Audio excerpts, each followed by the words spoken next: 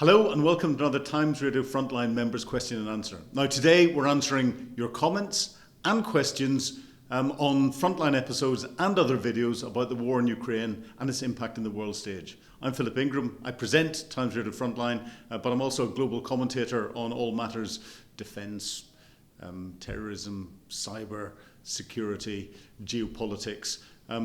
And why? Because I'm a former senior British military intelligence officer and spent many years dealing with this professionally. Now, getting straight into your comments, the first one tickled me, and it's from Nick. And Nick, thank you. Philip has done it again. I can't find a definitive source, but I'm certain Putin at the outset predicted Russia would steamroller Ukraine in 4 days, not 10. Am I wrong? And you're obviously referring to the fact that I'm now opening many of the interviews by saying it's day X of Vladimir Putin's 10-day special military operation or full-scale invasion of Ukraine. And you're right, 100% right. Putin had thought he could do it in 4 days. In fact, I think he thought he could do it in 3 days. But I applied a little bit of reality, which suggested to me he wouldn't be able to do it. And I decided to extend that to 10 days. It was a good soundbite. Something I started when I was commenting on a rival channel that I'll not mention here. They don't do Ukraine much anymore, and I'm not on it. So Times Radio Frontline is where you get your updates. But, Nick, thank you for watching closely and keep up with the comments. So the next point comes from Gen Anesthetic 77. It'd be great to know who you are, because I'd rather introduce people with either your real name or throw me a pseudonym, but things like that. But you make a very valid point. You say Putin fears the Russian people. How do we know this? As long as he keeps his circle tight, he will be safe, and he is a master manipulator. And this is something that came out in an interview we did with Bill Browder, and Bill turned around and emphasised the fact that the single biggest threat to Vladimir Putin wasn't those in his inner circle, because they need Putin to remain in his position. And if Putin keeled over and died, they would have a conclave-type meeting where they would elect the new individual to take over from Putin to become the oligarch in chief and keep that inner circle going. But the one thing they can't control, and the one thing that they fear most, would be the rising of the people in Russia.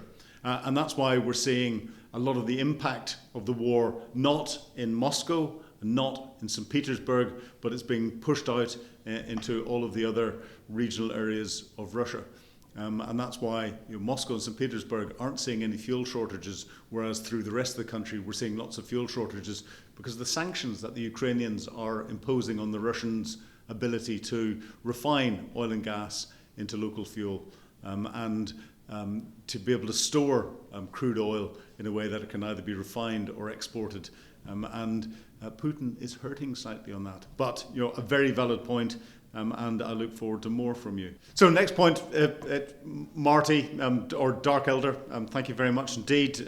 You're clearly a regular watcher and commentator. Always value your comments. And you said, indeed, does that photo mean Ukraine has already built 179 Flamingos?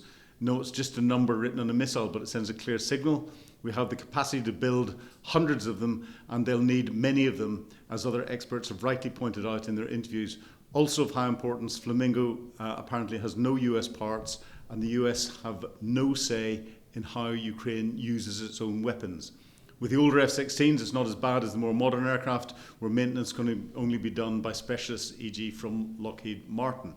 You make a very valid point, and what this relates to is, I was talking only yesterday with Cormac Smith about the Flamingo missiles, and said that there had been pictures put out where chalked on the side of two of the missiles were the numbers 178 and 179, and asked, was that speculation around how many had actually been built, or, as you've highlighted, it could just be very clever manipulation in the information domain, propaganda, pushing something out to make the Russians concerned that there might be 179 Flamingo missiles with a range of 3,000 kilometres and a 1.1 ton warhead. I think it was, I had a smile on my face when I saw those numbers, and I could see what was being done here. The Ukrainians may well have produced that number. We just don't know. We'll know whenever more start to be used. And of course, you're 100% right. They don't have any US components in them, and they're not using anything that is what is called ITAR controlled. Now, ITAR is the phrase for the export controls that the US puts on military-related or dual-use related equipments, where actually how they're used, the ownership of that use belongs to the United States. That's why the UK and French Storm Shadow / Scalp cruise missile has been restricted in its use, even though it's manufactured by the UK and the French, and it's a UK-French owned missile. It's because the guidance system in it uses ITAR controlled guidance. It uses military GPS, which is different to the GPS that you have in your car. It's much more precise, it's encrypted, it can't be jammed, and most modern missile systems and aircraft guidance systems and naval guidance systems will use this military GPS that is wholly owned by the United States. That is why I think Europe is considering, and has been for a number of years, considering putting its own equivalent of GPS in space. And of course the Russians have got their own GLONASS system which they use. You can access all of them from a civilian perspective, and you fly a drone or anything else, and it tends to access all of them, but it's those military ones that have got the restrictions on them because of their accuracy. Next point from Grisol, back to the Flamingo missiles again. You say with a range of 3,000 kilometers, Flamingo can take a very circuitous and safer route to many of the targets. Yes, you're 100% right. That range gives an awful lot more flexibility for targets that are within the range.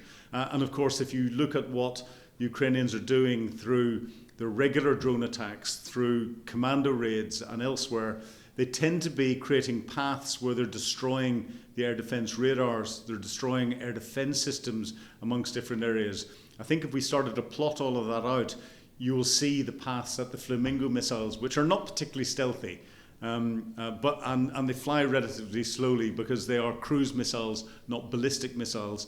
You'll find the paths of where they're going to, and you can probably, on those paths, predict the targets. And the targets will be logistic dumps, the oil fields, military factories, material dumps, command and control posts. But it wouldn't surprise me if the Kirch Bridge, another infrastructure like that, real infrastructure, becomes a target at some stage in the very near future.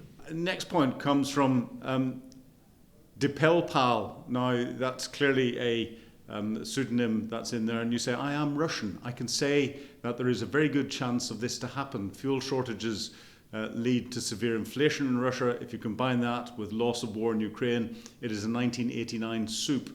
Thank you.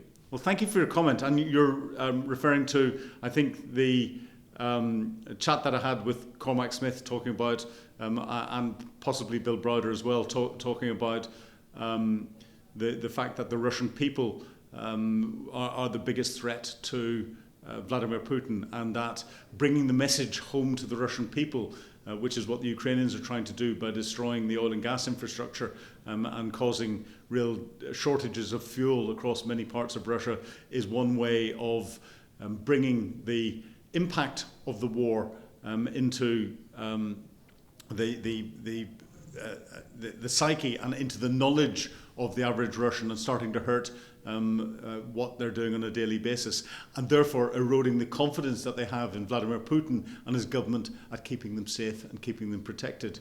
And you relate back to the 1989, and that's when the losses that Russia suffered forced the Russians to withdraw from Afghanistan. So yes, it is a confusing soup, but it's good to get a Russian opinion. And I think our final comment for today is from Pierce. And Pierce, you say you're a student, and you say summit in China. India, China, and North Korea want to make military hardware for Russia. Nobody wants to be left out. And of course, you're referring to the Shanghai Cooperation Organization meeting that has happened in China, where Indris Modi from India, it was hosted by Xi Jinping, and we saw Kim Jong-un from North Korea alongside Vladimir Putin, and a number of other world leaders. Lukashenko from Belarus was there, a number of other BRICS leaders, and apparently 2 former Australian prime ministers were attending. I don't think India, China, and North Korea want to make military hardware for Russia. It's interesting, the India-China dynamic, because they are having difficulties with each other along the border in the Himalayas, and there are regular clashes between Indian troops and Chinese troops across the border in the Himalaya.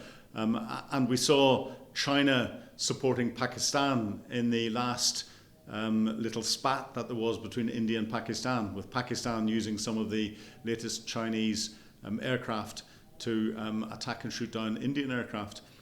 So this could be Modi trying to regain the initiative and get some influence back into China again. But he's certainly come off the fence and gone and sat with Xi Jinping, which is worrying. North Korea is already making military hardware and supplying ammunition to Russia. That is something that they want to continue because it's now bringing wealth into North Korea that they hadn't seen before. China, I think, is in a different position. And China, looking at the equipment that there was at the latest military parade, are in a different league. What Russia has shown by the failure of its equipment in its war with Ukraine is that the old Russian equipment is not very good at all. Russia has failed to even produce its T-14 Armata tank, to put that at the front line. Russia's latest aircraft are not surviving. Its S-400 air defense missiles, supposedly one of the best in the world, is not doing very well indeed. And therefore, China sees an opportunity potentially to supply its military equipment out to the countries that were traditionally buyers of Russian or old Soviet military equipment, and that's an opportunity for them. And therefore, China would, I think, quite happily embrace that because it'll allow it to get its equipment tested under different conditions in different countries and potentially conflict conditions. That's something that Chinese equipment has never been tested on. So I think China is looking at this as an opportunity. North Korea is sitting there laughing all the way to the bank at the moment. India is playing a slightly different game, and they're there principally as one of the beneficiaries of cheap oil from Russia, and they want to try and keep China on side, I think, using the BRICS relationship that's there. And the loser in all of this is Vladimir Putin. He's not losing in the immediate support he's getting, but he's losing in the long-term business side of things for his defence industries. So that's our question and answers for today. Thank you very much indeed for posting your comments and posting your questions. If you want exclusive access to our Frontline output before anyone else, please sign up for Times Radio Frontline membership. And of course, you can get us on your favourite podcast channel. Just search for Times Radio Frontline. Thank you. Goodbye.